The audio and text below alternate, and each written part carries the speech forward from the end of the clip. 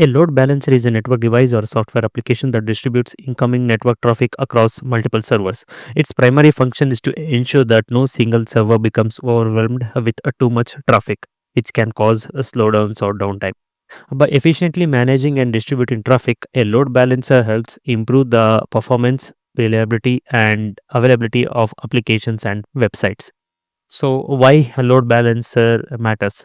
It improves the performance by balancing the load. Each server handles a manageable amount of request, optimizing response times. So if one server fails, traffic is automatically redirected to healthy servers, reducing downtime. And load balancer allow easy addition of more servers to handle growing traffic without downtime, and it ensures the application continues to function even during heavy traffic or several failures. So the types of load balancer are like hardware load balancer, like physical devices designed for load balancing tasks, typically used in large data centers with high performance requirements. And the next thing will be software load balancer, like it's a software application or a service that runs on general purposes hardware thing. Like more flexible, cost effective, and scalable than hardware solution.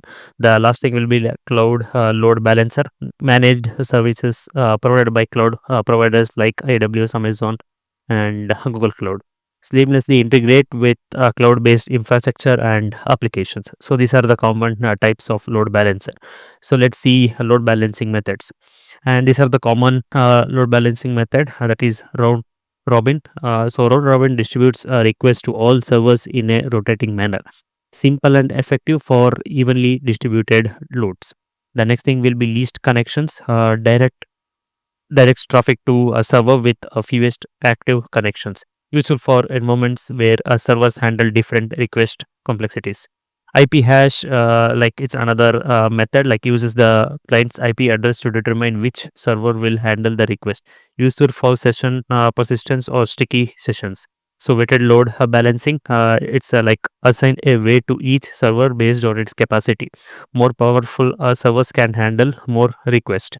So the common algorithms of load balancers are again load round robin, like each request is forwarded to the next server in the list. So great for server with simpler or similar capabilities.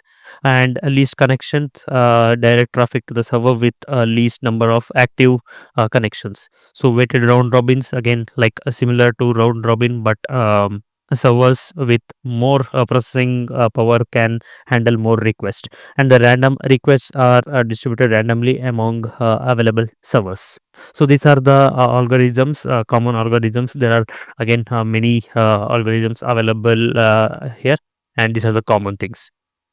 The features of load balancers are like load balancer regularly check the health of backend servers. If a server is down or unhealthy, traffic is rerouted to unhealthy servers.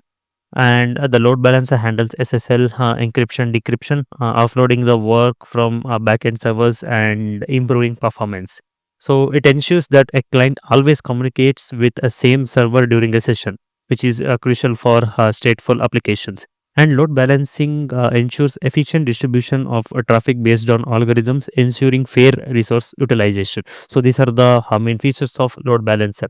The architecture of a load balancer is like one load balancer sits in front of multiple servers. It's a single load balancer setup. Then the high availability setup is like load balancer can be configured in pair of fault tolerance. If one load balancer fails, the other takes over. And the next architecture will be global load balancing, like distributes traffic across data centers in different geographical locations to reduce latency and improve global performances. These are the architectures of load balancer. And how load balancer works. So the client sends a request to access a service like websites, and then a load balancer receives the request and check the health of available servers. And the load balancer uses its algorithm like around robin, leash connection, and all to determine which server will handle the request. And then the load balancer forwards the request to chosen servers, which process it and send back to a response.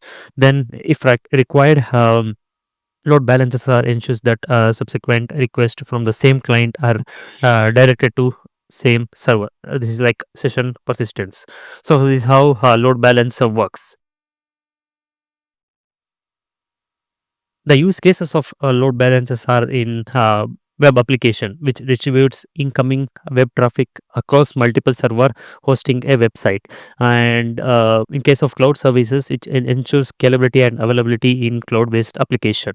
And in case of microservices architecture, distribute request across microservice running in containers or a virtual machine.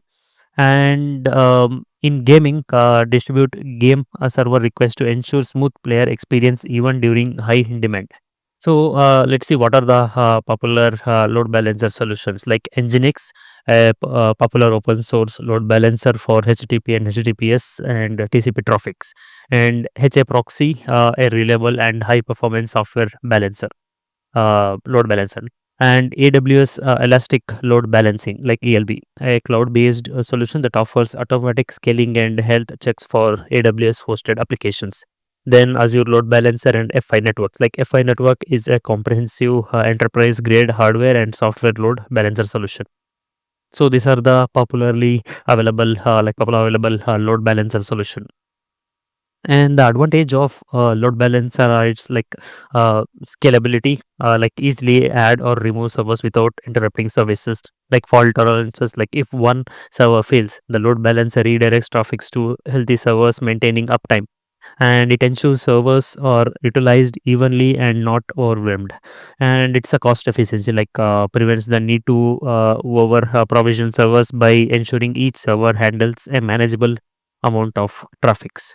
So the challenges, like and what are the things we need to consider, like single point of failure, like without redundancy, the load balancer itself can become a single point of failure. And session persistence, like sticky sessions can complicate load balancing in some applications. And sometimes like load balancing configuration can become complex, especially with distributed systems and microservices. And cost wise, like advanced load balancing solutions, especially hardware or cloud based, can incur additional cost. So, to conclude, the load balancers are essential for improving the performance, reliability, and scalability of modern applications. They ensure that traffic is distributed evenly, and in case of failures, traffic is rerouted to healthy servers. So, choosing the right load balancer and configuration is critical to building robust, highly available, and scalable system. Thanks for watching.